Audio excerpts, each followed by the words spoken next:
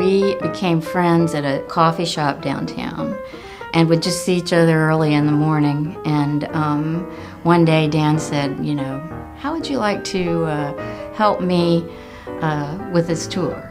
And so it was really his idea, and I thought, this is so wonderful. I'm very interested in Wilmington's history. It's one of the reasons I moved here. But when you're walking around downtown, it's sort of hard to find information about the different buildings. So I'd run into Beverly at the coffee shop and I say, hey Beverly, what do you know about this building? Or hey Beverly, I noticed this on this building. This is really interesting.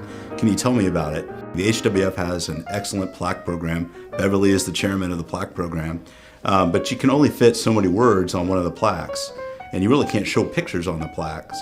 And so I had the idea, and I'd seen it in other cities, but I talked to Beverly about the idea of doing an app where we could, you could walk around downtown, you can see yourself on a map, you can click on the pin for that particular stop, say it's the Governor Dudley Mansion.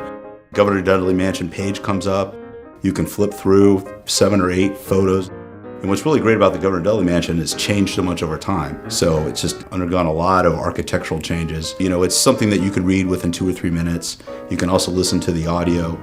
A lot of it is adapted. Beverly came out with a great book a few years ago called Wilmington Lost But Not Forgotten, which really looks at all the architectural gems of downtown, most of them lost. And so we were able to take a lot of the content from her book and adapt it to the tour.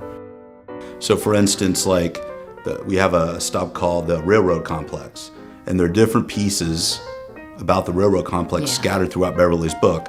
So what we did is we sort of brought all that information together, sort of synthesized it so that it not only tells the history of the railroad, but it also tells some history about the buildings that are down there. Well, first of all, writing everything you know into 400 words is difficult. And then, because we could have written chapters on every building, so we had to, that was one of my jobs, to figure out the essence of what's important. Nobody's going to take a 4-hour tour. It's just too much of a time commitment.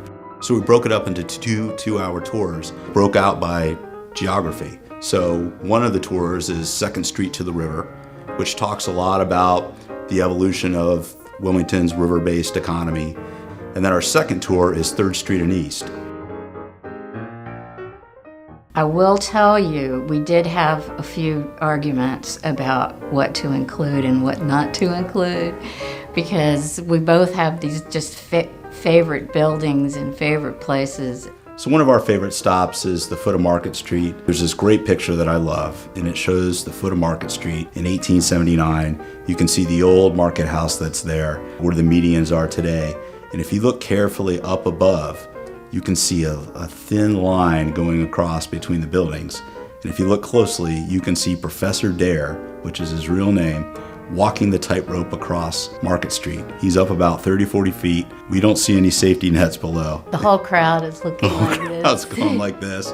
And, back in the old days, that was entertainment.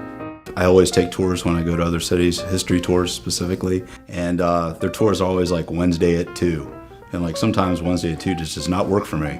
But I have an hour now, I have an hour now and I have an hour tomorrow. You can take this tour anytime. You can walk at your own pace. You can stop for coffee if you want. I showed it to some of my girlfriends who still work for the city, and they downloaded it, and they'll do a little bit each day on their lunch hour.